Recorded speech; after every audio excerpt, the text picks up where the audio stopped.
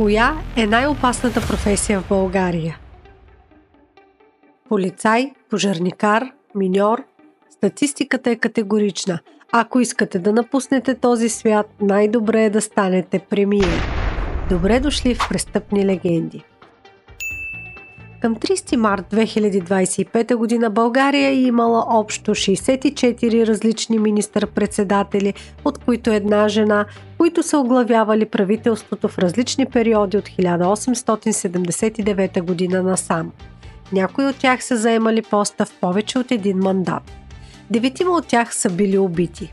Някои попадат в категорията «той си го търсеше», докато други са по-скоро косвени жертви на историческата епоха и обстоятелствата. Първата и може би най-известна жертва на политически атентат е Стефан Стамболов. Стамболов, който е министър-председател на България между 1887 и 1894 година, е известен с твърдата си политика за защита на националните интереси. Той се противопоставя на руското влияние и преследва проруски дейци, което му създава много врагове. След като напуска властта през 1894 година, влиянието му остава силно, а привържениците на княз Фердинанд и Русия искат да го отстранят окончателно. На 3 юли 1895 година в София, докато се прибира с файтон по улица Раковски, Стамболов е нападнат от група въоръжени мъже начело с Михаил Ставрев Халю.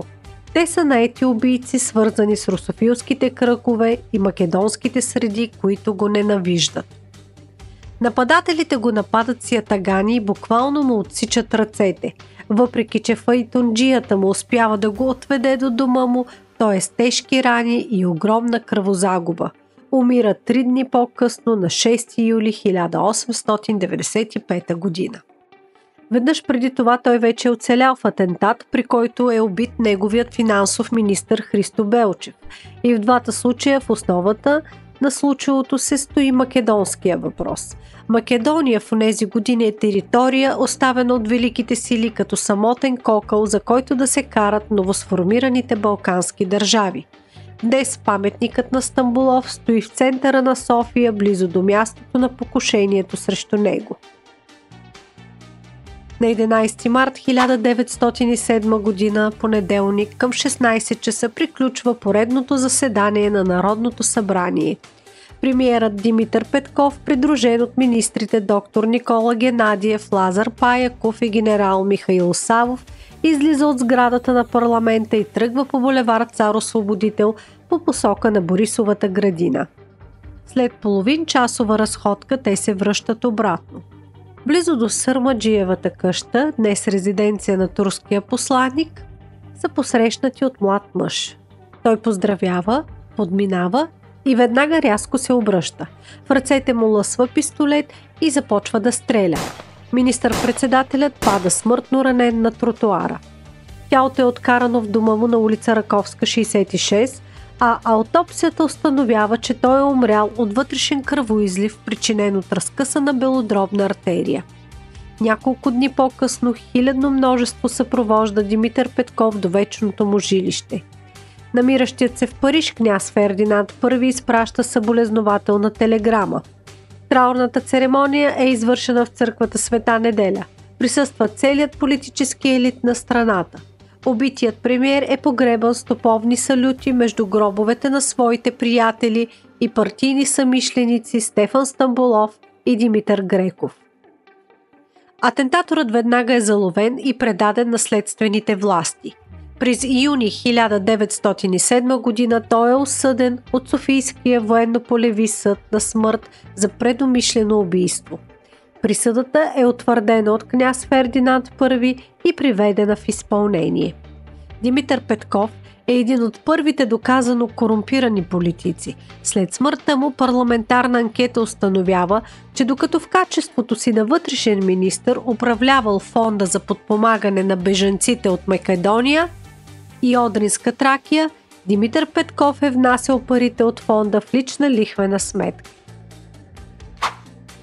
Веднъж заел поста на министър-председател, Александър Стамболийски се заема безжалостно да се разправи с всички свои политически противници. Тази негова безпощадност предначертава жестокия начин, по който самия той напуска този свят. На 9 юни 1923 година е извършен военен преврат срещу правителството на Стамболийски, организиране от Военния съюз, подкрепен от буржоазните партии и царя. Оранжевата гвардия бива бързо обезоръжена. БКП заема позиция на неутралитет. По време на преврата Стамболийски е в родното си село Славовица и не успява да реагира адекватно.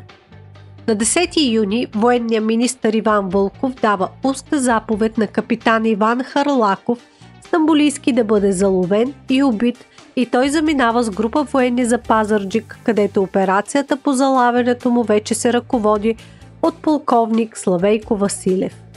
Стамболийски прави опит да се добере до двореца в Кричим, но на 13 юни е заловен при село Голак.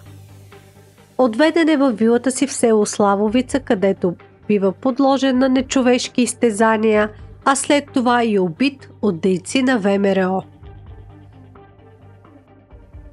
До тук убитите министър-председатели падат жертва на убийци.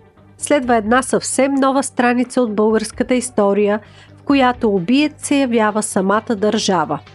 В нощта на 1 срещу 2 февруари 1945 г.